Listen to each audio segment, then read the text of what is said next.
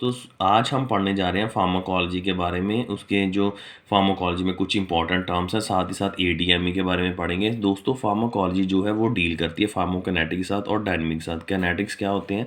Kinetics का मतलब कि जब भी आपने कोई टैबलेट खाई, वो टैबलेट अंदर जाके बॉडी के अंदर साथ उसके साथ क्या हुआ, जैसे वो एब्जॉर्ब हुई, डिस्ट्रीब्यूट हुई, मेटाबॉलिज्म और एक्सक्रीशन हुई, ठीक है, उसे कहते हैं काइनेटिक्स। और डायनेमिक का मतलब है कि जब आपने वो ड्रग खाई और बॉडी ने क्या क्या रिस्पॉन्स दिए, उसे हम बोलते हैं डायनेमिक, ठीक है।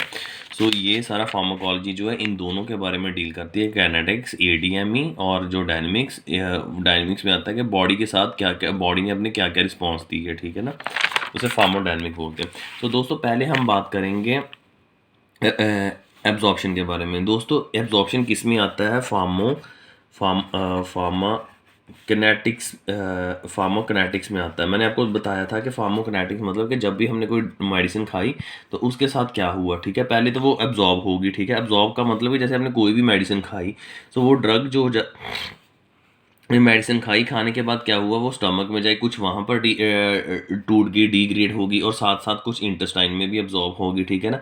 सो कुछ मतलब जो ड्रग की जो एक्चुअल कंसंट्रेशन थी वो जो स्टमक में भी टूट गई और इंटेस्टाइन में भी टूट गई और फाइनल कहाँ पर पहुंची? ब्लड में। सो अगर जो भी ड्रग की कंसंट्रेशन जो फाइनल ब्लड में पहुंचती है उसे बोलते हैं एब्जॉर्प्शन बोलते हैं, ठीक है। मेटाबॉलिज्म का दोस्तों क्या मतलब होता है? मेटाबॉलिज्म का मतलब होता है कि कोई भी जो ड्रग है, एब्जॉर्प्शन के बाद होती है मेटाबॉलिज्म। मेटाबॉलिज्म का मतलब है कि कोई भी जो ड्रग है अब वो जाके रिसेप्टर के साथ बाइंड करेगी, ठीक है। रिसेप्टर के साथ अगर बाइंड कर गई और उसके बाद वो ड्रग ने वहाँ रिसेप्टर के साथ बाइंड करके खुद को उतारना भी है, मतलब वहाँ से रिमूव भी होना है। अगर वो रिमूव नहीं होगी तो क्या होगा कि जो अगर लेट भी कोई मसल को कॉन्ट्रैक्ट करने के लिए मतलब कि ड्रग हमने यूज़ की है तो उसके बाद मसल रिलैक्स भी तो करना है, तो अगर ड्रग रिमूव होगी तो मसल रिलैक्स होगा ना, ठीक है ना। तो यही है कि भी जब मेटाबॉलिज्म का मतलब होता है कि कोई भी जो ड्रग है उसने वो जाके अपने रिसेप्टर के साथ जुड़ जाएगी और उस ड्रग ने एक टाइम पीरियड के बाद रिमूव भी होना रिसेप्टर से। अगर वो नहीं होगी तो फिर काफ़ी साइड इफ़ेक्ट्स आएंगे, ठीक है ना।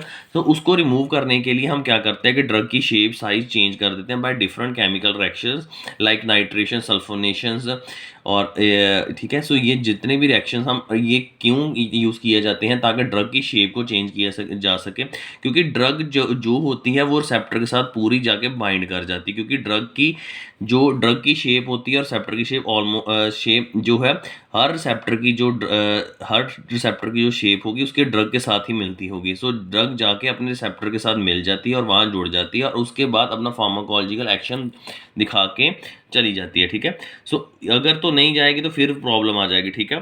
सो ये इस अब ड्रग को रिमूव करने के लिए हम इस ड्रग की शेप चेंज कर देते हैं ताकि ये इजीली जो है रिमूव हो जाए।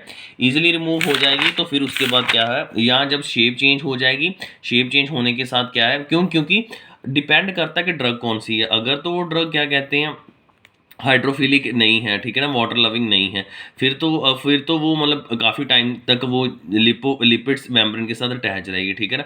अगर वो लिपोफिलिक है ड्रग तो उसको हमें हाइड्रोफिलिक में कन्वर्ट करके उसकी शेप को चेंज करके रिसेप्टर से रिमूव करना होगा और रिमूव करने के बाद वो फिर एलिमिनेट हो जाएगी। इसे बोलते हैं metabolism, to change the shape of the drug with the different chemical reactions so that it can be so that the action is not remain the same for the long period of time, ठीक है।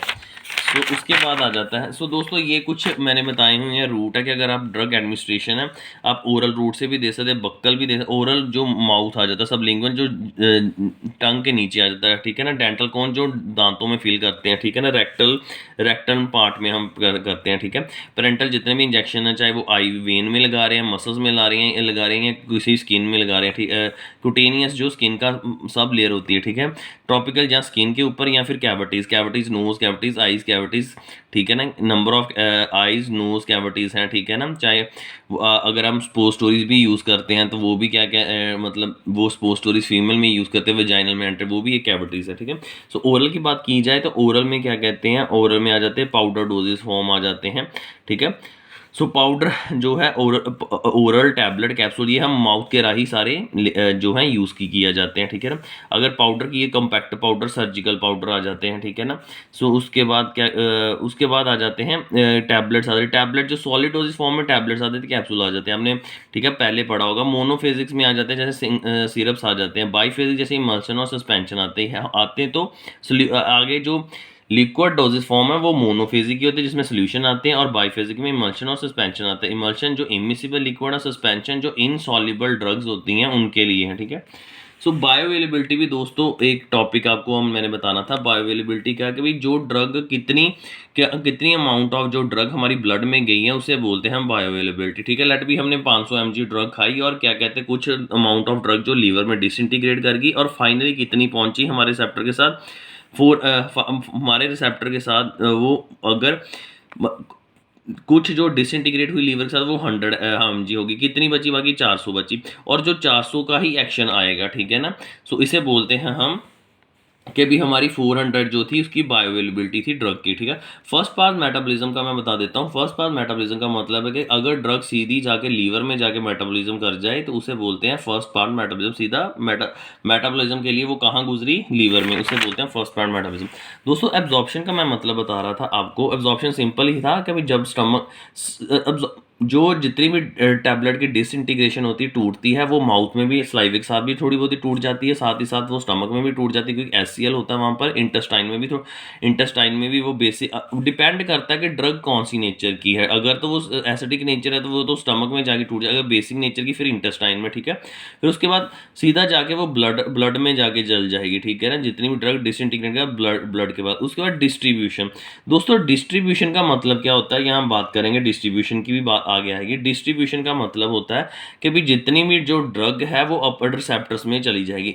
दोस्तों absorption का मतलब blood में चली गई drug. Metabolism का मतलब है कि रिसेप्टर के साथ बाइंड कर गई है और फॉर अ टाइम बीइंग, मतलब ज़्यादा देर तक नहीं, उसे बोलते हैं मेटाबॉलिज्म, ठीक है। उसके बाद अपने रिसेप्टर के साथ जुड़ने के बाद वो निकलेगी भी वहाँ से। अगर नहीं निकलेगी तो फिर वो साइड इफेक्ट है। मैंने जैसे आपको बताया था कि अगर कोई मसल कॉन्ट्रैक्ट हो गया, अगर ड्रग अपने रिसेप्टर के साथ कॉन्ट्रैक्शन के लिए गई है तो वो फिर उसको कॉन्ट्रैक्ट नहीं करके रखना ज़्यादा देर तक, उसको रिलैक्स भी करना, ठीक है ना। तो रिलैक्सेशन करने के लिए हम ड्रग की शेप को चेंज कर देते हैं ताकि वो रिमूव हो जाए, ठीक है। सो उसके बाद आ जाता है डिस्ट्रीब्यूशन। डिस्ट्रीब्यूशन का मतलब होता है कि जब वो ब्लड में चली गई ड्रग कोई भी एब्जॉर्प्शन के बाद, फिर वो सारी जाके उसके ठीक है, उसके बाद क्या होगा, वो पर्टिकुलर अपने रिसेप्टर्स के जितने भी रिसेप्टर जहाँ वहाँ जुड़ना था उसने वहाँ जाके जुड़ जाए, ठीक है। उसे बोलते हैं डिस्ट्रीब्यूशन। डिस्ट्रीब्यूशन मतलब कि हमने सारी जगह बांट दी, ठीक है, डिस्ट्रीब्यूट कर दी, ठीक है। अब जितने भी कोई भी ड्रग ये तो है नहीं कि एक ड्रग है वो सारे रिसेप्टर के साथ जुड़ जाएगी, नहीं। जो जिसकी ड्रग की शेप जिसके रिसेप्टर के साथ जुड़ती मिलती होगी वो उसके साथ जाके जुड़ जाएगी, अपना फार्माकोलॉजिकल एक्शन शो करेगी, ठीक है। तो उसके बाद जो दोस्तों एब्जॉर्प्शन होती है, एक होती है एब्जॉर्प्शन होती है पैसिव, एक एक्टिव, और एक होती है फैसिलिटेटिव, और एक होती है पिनोसाइटोसिस, ठीक है, ठीक है। सो एक्टिव ट्रांसपोर्टेशन में क्या होता है, एक्टिव एब्जॉर्प्शन में क्या होता है। एक्टिव एब्जॉर्प्शन में होता है कि कोई भी जैसे जो पहले पैसिव की बात करते हैं। सो जो higher concentration to lower concentration की तरफ जाती है ड्रग्स, ठीक है ना। सो उसे बोलते हैं पैसिव एब्जॉर्प्शन, ठीक है ना। सो इसमें क्या है, passive absorption depend upon the osmosis. And osmosis का मतलब है कि भी कोई ड्रग जैसे हमने खाई है वो अब सेल में जाएगी, ठीक है ना।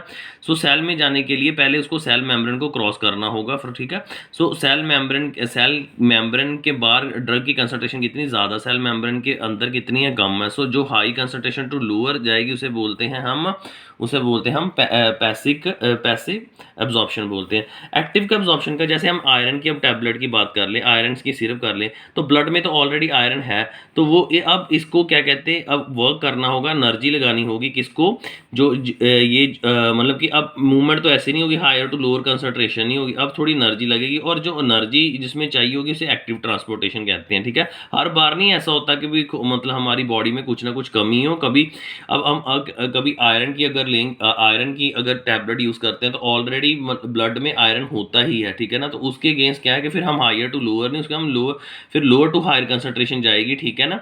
सो उसमें क्या कहते हैं, एनर्जी लगेगी, जिसे हम बोल लेंगे एक्टिव एब्जॉर्प्शन बोल लेंगे। फैसिलिटेटेड का मतलब होता है, फैसिलिटेटेड का मतलब होता है कि कुछ ड्रग्स को क्या कहते हैं, कुछ मॉलिक्यूल चाहिए ताकि जो वो जाके उनको एक्टिव कर सके। जैसे प्रो ड्रग, जैसे हम एंटेरिकोटिक की बात बता दें, एंटेरिकोटिक टैबलेट्स आती है, उसमें हम पॉलीमर की कोटिंग कर देते हैं, ठीक है ना। सो वो पॉलीमर क्या है, एक तरह का प्रो ड्रग है कि वो पॉलीमर जाके स्टमक में जाके टूट जाता है और जाके ड्रग को छोड़ देता है इंटेस्टाइन में, ताकि वो अपना एक्टिव असर परफॉर्म कर सके। जब वो बाहर थी, क्या कहते हैं, माउथ में नहीं गई, तो वो इनएक्टिव थी। जब वो स्टमक में जब वो इंटेस्टाइन में पहुंच के डिसइंटीग्रेट हो जाती है, तो वो एक्टिव फॉर्म हो जाती है, ठीक है। फैसिलेट मतलब कि उसको कोई ना कोई कैरियर मॉलिक्यूल चाहिए ताकि वो उसको पहुंचा सके। और यहाँ कैरियर मॉलिक्यूल क्या था, यहाँ जो उसकी पॉलीमर लेयर थी, ठीक है। उसके बाद दोस्तों फिनोसाइटोसिस भी एक तरह की एब्जॉर्प्शन है। इसमें क्या है कि जो सेल मेम्ब्रेन उसमें थोड़ी सी स्पेस होती है, ठीक है ना।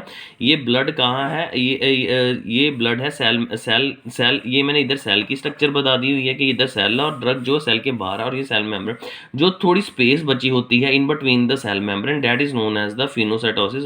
जो ड्रग स्मॉल साइज के होंगे वो इजिली इसको क्रॉस कर जाएंगे, ठीक है। तो दोस्तों एगोनिस्ट कुछ टर्म्स है, ये हम पढ़ेंगे। एगोनिस्ट क्या होता है, एगोनिस्ट का मतलब होता है कि भाई जो ड्रग है, एक दोस्तों एगोनिस्ट से पहले मैं आपको बता देता हूँ कि एफिकेसी और पोटेंसी का मतलब क्या होता है। एफिकेसी का मतलब होता है कि कोई ड्रग जो है रिसेप्टर के साथ बाइंड कर गई है तो उसे बोलते हैं एफिकेसी, और पोटेंसी का मतलब रिसेप्टर के साथ बाइंड करने के बाद जो रिस्पॉन्स दे रही है उसे बोलते हैं हम उसे बोलते हैं हम पोटेंसी बोलते हैं, ठीक है। सो कुछ ड्रग्स जो हैं वो जाके अगर तो ड्रग्स अपने रिसेप्टर के साथ बाइंड कर गई तो वो एगोनिस्ट बोलते हैं। मोस्टली ड्रग्स को एगोनिस्ट भी बोला जाता है। अब एंटागोनिस्ट का मतलब होता है कि ड्रग जो बाइंड तो कर रही है, क्योंकि उस ड्रग की शेप जो है रिसेप्टर के साथ है, बट वो अपना रिस्पॉन्स नहीं शो कर रही। क्यों नहीं शो कर रही, उसे वो बोलते हैं एंटागोनिस्ट, ठीक है ना। एंटागोनिस्ट वो होते हैं जो अपनी ओरिजिनल ड्रग के ऑपोजिट इफेक्ट शो करे, उसे बोलते हैं एंटागोनिस्ट, ठीक है ना। सो एगोनिस्ट होगा जो जैसे सेम ड्रग है अपने रिसेप्टर के साथ बाइंड कर गई है, रिसेप्टर के साथ बाइंड करें उसे एफिकेसी बोलते हैं, उसके बाद रिस्पॉन्स दें उसे पोटेंसी बोलते हैं, ठीक है। सो एगोनिस्ट जो है अपनी एफिकेसी बाइंडिंग भी अच्छी देते हैं और अपना रिस्पॉन्स भी अच्छा देते हैं। फिर एंटोगनिस्ट जो है वो एफिकेसी जुड़ तो जाते हैं पर रिस्पॉन्स नहीं अच्छा देते हैं, because they work opposite to the drug, ठीक है। इसे एंटागनिस्ट बोलते हैं। और रिसेप्टर्स क्या होते हैं, रिसेप्टर्स वही होते हैं, रिसेप्टर जो हैं वो हर ऑर्गन के सरफेस पे प्रेजेंट होते हैं जो कि प्रोटीन के बने होते हैं, और वो जहां पर ड्रग जाके जुड़ती है और अपना फार्माकोलॉजिकल एक्शन शो करती है, ठीक है। एंटागोनिस्ट का भी मैंने आपको बता दिया। साथ ही अब एंटागोनिस्ट दोस्तों दो तरह के होते हैं, एक होते हैं कॉम्पिटिटिव, एक नॉन कॉम्पिटिटिव। इसमें एक एग्जांपल के तौर पे आपको क्लियर करवाता हूँ। सो यहाँ पर कॉम्पिटिटिव का मतलब जैसे ये एगोनिस्ट मतलब ड्रग अपने सेप्टर के साथ जुड़ गई। एंटागोनिस्ट मतलब कि जिस यहाँ पर तो ये ड्रग ही है, हम इसको एगोनिस्ट को ड्रग ही बोल सकते हैं, ठीक है। एंटागोनिस्ट मतलब अब हमें इसे इसका रिस्पॉन्स नहीं चाहिए, ठीक है। इसमें एगोनिस्ट में 100% ड्रग की बाइंडिंग भी होगी और ड्रग का रिस्पॉन्स भी होगा। एंटागोनिस्ट में ड्रग की बाइंडिंग तो होगी पर रिस्पॉन्स नहीं होगा एंटागोनिस्ट में, क्योंकि ये ऑपोजिट टू इफेक्ट कर रही है ड्रग के अकॉर्डिंग। और जो आता है आगे आ जाते हैं नॉन कॉम्पिटिटिव। नॉन कॉम्पिटिटिव का मतलब कि ये जो है बाइंड तो कर जाएंगे इसके साथ, पर कुछ इसकी स्पेस जो खाली भी रह जाएगी, पर ठीक है। यहाँ पर इसकी डेफिनेशन देखते हैं कि नॉन एक तो होते हैं एगोनिस्ट कॉम्पिटिटिव है जो जाके बाइंड तो कर जाते हैं, पर उनकी पोटेंसी नहीं होती, सिर्फ एफिकेसी होती है, वो जुड़ जाते हैं। जो नॉन कॉम्पिटिटिव होते हैं इनकी डिफरेंट स्ट्रक्चर होने के कारण ये रिसेप्टर के साथ थोड़ी देर तक जुड़ते हैं। इनकी पोटेंसी इनकी भी, क्योंकि इनकी शेप तो सेम नहीं है नॉन कॉम्पिटिटिव की, और ये जुड़ तो जाएंगे। पोटेंसी मतलब ये जुड़ तो गए, पोटेंसी का मतलब कि ये अपना, यहाँ पर चलते हैं, हाँ एफिकेसी, ठीक है। यहाँ पर आ जाएगा एफिकेसी के बारे में आ जाएगा, हाँ यहाँ पर, हाँ ये एफिकेसी अपनी जो है एफिकेसी जो मतलब जुड़ गई है रिसेप्टर के साथ, ये अपनी कितनी दे रही है, पोटेंसी, ठीक है। अब ये क्या है कि ये जो नॉन कॉम्पिटिटिव एगोनिस्ट था ये जुड़ तो गई है, क्योंकि इसकी शेप नहीं था, स्ट्रक्चर सेम ना होने के कारण ये जुड़ तो गई है। इसका मतलब इसकी एफिकेसी है, एफिकेसी मतलब ये 100% जुड़ गई।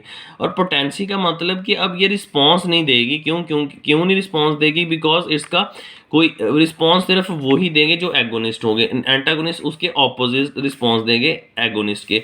नॉन कॉम्पिटिटिव मतलब जुड़ तो जाएंगे पर उसका जो है एफिकेसी होगी, जुड़ तो जाएंगे मतलब कि ड्रग रिसेप्टर बाइंडिंग होंगे पर रिस्पॉन्स नहीं देंगे, उसे नॉन कॉम्पिटिटिव बोलते हैं, ठीक है। सो दोस्तों ये कुछ टर्म है, एडिक्शन, टॉलरेंस, डिपेंडेंस,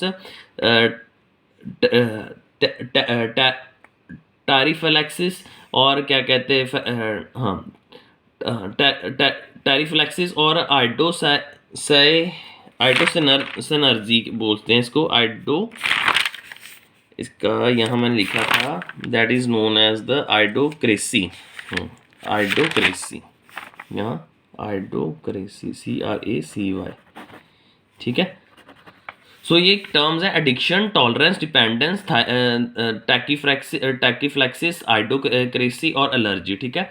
दोस्तों एडिक्शन का मतलब क्या होता है? एडिक्शन का मतलब होता है कि जब कोई भी इंसान जो है उस एडिक्ट हो चुका है। हम पहले एडिक्शन से पहले पढ़ने से पहले चलिए मैं एडिक्शन ही पहले बता देता हूँ। एडिक्शन का मतलब कि जो हम अब कोई भी इंसान है जो बार बार एक चीज़ को यूज़ कर रहा है, चाहे वो अल्कोहल की एग्जांपल ले ले, पर उसका बिहेवियर भी चेंज आ रहा है और उसकी बॉडी भी रिस्पॉन्स जो उसका अपने ऊपर कंट्रोल नहीं रहा, उसे बोलते हैं एडिक्शन, ठीक है। तो उसके बाद आता है डिपेंडेंस। डिपेंडेंस जैसे टी की एग्जांपल बताया कि टी अगर हम डेली पीते हैं, ये हमारा बिहेवियर तो चेंज हो रहा है क्योंकि हमें टी जो है स्टिमुलेट करती है, पर हम ये नहीं है कि भी हम अनकंट्रोल हमारी जो मतलब हमारे अपने ऊपर कंट्रोल ना रहे, ठीक है ना। ये होती है डिपेंडेंस, ठीक है। भी हम छोड़ भी सकते हैं, रह भी सकते हैं, ठीक है, बिना मतलब हम अपना जो है कि भी बॉडी जो हमारी डिपेंड नहीं रहती, ठीक है, इस पे बॉडी जो है कि भी इसमें अब बिहेवियर चेंजेस होते हैं, बट हम चाय को छोड़ भी सकते हैं, हमारे विल के अंडर है, ठीक है ना। पर एडिक्शन में क्या होता है कि एडिक्शन में जो है वो हमारे विल के अकॉर्डिंग नहीं रहता, हम उस चीज़ को नहीं छोड़ पाते, हमारा बिहेवियर भी चेंज होता है। एडिक्शन में हमारी हम कह सकते हैं कि हमारे कंट्रोल में नहीं है, जो whereas the tolerance is whereas the dependence is in our control, कि चाय को हम अपने ऊपर इतना हावी नहीं कर सकते जितना कि भी जो एडिक्शन है। एडिक्टेड का मतलब कि जब बॉडी हमारी कंट्रोल में नहीं है और वो मतलब कंट्रोल में हमारे कहने पे नहीं चल रही, उसे बोलते हैं हम एडिक्ट हो चुके हैं। डिपेंडेंस मतलब कि बॉडी हमारे कंट्रोल पे ही है और दोनों में बिहेवियर चेंजेस होगा, ठीक है ना। और डिपेंडेंस का मतलब क्या होता है कि किसी चीज़ के ऊपर हम डिपेंड हो चुके हैं। अगर हम जैसे अगर चाय चाय की बात करें तो कई इंसानों को जैसे चाय पीने की आदत हो जाती है, तो वो डिपेंड हो जाते हैं उन पे कि भी अब उनको नहीं मिलेगी तो थोड़े से माइनर सिम्टम जैसे हेडेक होगा, ये है, ठीक है। सो डिपेंडेंट किसी चीज़ पे हो जाना, ठीक है, सो उसे बोलते हैं, क्या कहते हैं, ड्रग डिपेंडेंस बोलते हैं, कि भी निर्भर हो जाना, ठीक है ना। वेयर एज द ठीक है, ये डिपेंडेंस आ जाता है। डिपेंडेंस में हम छोड़ भी सकते हैं, ठीक है, और एडिक्शन में हम छोड़ नहीं पाते क्योंकि हम अपने ऊपर कंट्रोल नहीं कर पाते, ठीक है। टॉलरेट का मतलब कितना झेल सकती है, ठीक है। अगर कोई ड्रग हम अपनी बॉडी को कोई ड्रग अब हम खाते हैं तो वो या एक टाइम पे ऐसा होता है लॉन्ग टाइम तक हम खाते रहते हैं तो वो उसकी बॉडी जो है वो इफेक्ट शो करना बंद कर देती है किस उस ड्रग का, ठीक है ना, क्योंकि वो इतना टॉलरेट कर सकती है। अब मतलब कि पहले जैसे 10 mg, अगर हमने 10 mg ड्रग रोज रोज खा रहे हैं तो अब क्या है कि भी उस बॉडी को कोई इफेक्ट नहीं पड़ रहा है, अब वो 10 mg इजिली झेल लेती है, उसे बोलते हैं टॉलरेंट, ठीक है। और उसके बाद आता है टॉलरेंस के बाद आता है ट्रैकीफ्लैक्सिस का मतलब होता है कि जब भी हम ड्रग को डोज बढ़ाते हैं तो हमारा इफेक्ट भी बढ़ता है, उसे बोलते हैं ट्रैकीफ्लैक्सिस। वेयर एज द आइडोसैक्रेसी का मतलब होता है कि जो हर बंदे के ऊपर जो ड्रग का इफेक्ट है वो डिफरेंट होगा। कईयों को जो है ड्रग जो है इफेक्ट कर जाती है, कईयों को इफेक्ट ही नहीं करती, ठीक है ना। सो उसे बोलते हैं साइनर्जी, आइडोसाइनर्सी, ठीक है। सिनक्रेसी, आइडोसिनक्रेसी है, सिनक्रेसी सॉरी, इट्स आइडोसिनक्रेसी। एंड एलर्जी का मतलब क्या होता है? एलर्जी का मतलब होता है, एलर्जी का मतलब है कि कभी हम जैसे इम्यून सिस्टम है, कुछ पार्टिकल जैसे हमें कोई एलर्जेंस आते हैं वो हमारे पार्टिकल पर वो पता कर लेते हैं कि ये मतलब इसको टॉलरेट कर लेते हैं, ठीक है ना, पार्टिकल को वो जज कर लेते हैं। और कईयों को वो जज नहीं कर पाते, जिनके जो नॉन सेल्फ पार्टिकल होते हैं, ठीक है ना, उनके कारण क्या है कि वो कुछ रिस्पॉन्स देते हैं जैसे इन्फ्लामेशन, रेडनेस और इचिंग, या ठीक है, ये देते हैं, ठीक है। सो डिस्ट्रीब्यूशन का मतलब मैंने आपको बताया था कि कोई भी जो ड्रग थी, एडीएमई की हमने बात की थी, क्योंकि जो फार्माकोलॉजी वो डील करती है किनेटिक के साथ, और किनेटिक का मतलब होता है कि भी जब एडीएमई में मैंने आपको एब्जॉर्प्शन के बारे में बता दिया था कि जब ब्लड में चली जाती है ड्रग, उसे बोलते हैं हम उसे हम यहाँ पर थोड़ा सा स्क्रीन को कर दें, ठीक,